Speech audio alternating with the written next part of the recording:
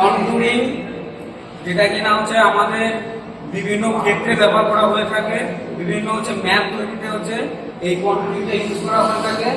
ঠিক আছে, কন্টুরিং এমন একটা একটা চ্যাপ্টার যেটার মাধ্যমে আমরা হচ্ছে কোনো জায়গার ভূপ্রকৃতি সম্পর্কে আইডিয়া করতে পারবো। অর্থাৎ আমরা হচ্ছে সেইখানকার ভূপ্রকৃতিটা উঁচু নিচু না পাহাড়ি এলাকা রয়েছে, ঠিক আছে, বা বালুময় এলাকা রয়েছে, সেটা কি করে বুঝবো? কন্টুরিং এর মাধ্যমে।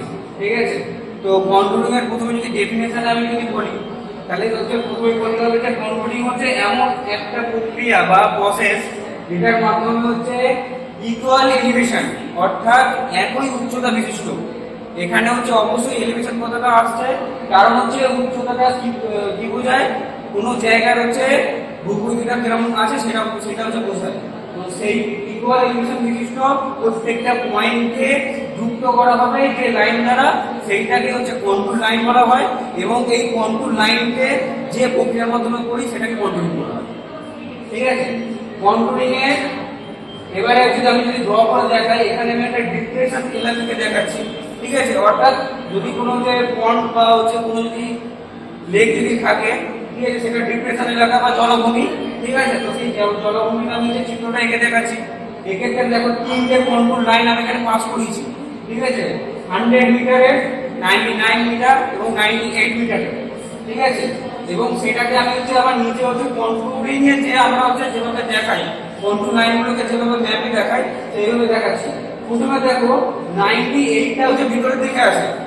ঠিক আছে, এবং তারপরে তার উপরে যেটা আছে লাইনটা সেটা হচ্ছে 99 এ, তার উপরে যেটা আছে সেটা হচ্ছে 100 এ। অর্থাৎ এইটা দেখে আমি বুঝতে পারবো যে এই জায়গাটা মানে অ্যাকচুয়ালি আমি যখন ম্যাপে দেখাবো, ঠিক আছে, এটা যখন আমি ম্যাপে দেখাবো তখন হচ্ছে আমাদের ম্যাপে হচ্ছে এইরকম ভাবে কন্ট্রোলিং এর লাইনগুলো থাকে।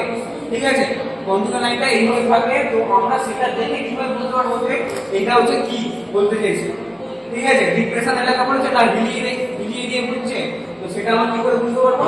এই কন্ট্রোলের যে হচ্ছে মানগুলো আছে সেইগুলো দেখে বুঝতে পারবো। প্রথমে যদি আমি দেখি যে হচ্ছে এইখানে হচ্ছে লোয়ার ভ্যালুটা হচ্ছে ভিতরের দিকে আছে, লোয়ার ভ্যালুটা ভিতরের দিকে আছে, 98 এর যে মানটা সেটা লোয়ার ভ্যালু, তো সেটা ভিতরের দিকে আছে। তো সেরকম যদি এলাকা থাকে তাহলে সেটা বলতে হবে যে এটা ডিপ্রেশন এলাকা। ঠিক উল্টোটা যদি হচ্ছে হায়ার ভ্যালু যদি হচ্ছে ভিতরের দিকে থাকে, ঠিক আছে, এইরকমই সেম হচ্ছে থাকবে, অথচ হচ্ছে হায়ার ভ্যালুটা ভিতরের দিকে যদি থাকে তাহলে সেটা বোঝা যাবে যে সেটা হচ্ছে হিলি এরিয়া। ঠিক আছে, তাছাড়া হচ্ছে হিলি এরিয়ার আরেকটা হচ্ছে বৈশিষ্ট্য হচ্ছে যদি কোনো হচ্ছে সিংহ থাকে বা কোনো চূড়া থাকে, তাহলে সেক্ষেত্রে হচ্ছে কন্ট্রোল লাইনের ভিতরে একটা পয়েন্টে সেখানে হচ্ছে এটা এরকম হচ্ছে বয়ের মতো, বাংলায় বয়ের মতন আকার দেওয়া থাকবে, সেটাতে বোঝা যাবে যে এখানে একটা চূড়া রয়েছে, পাহাড়ি চূড়া রয়েছে।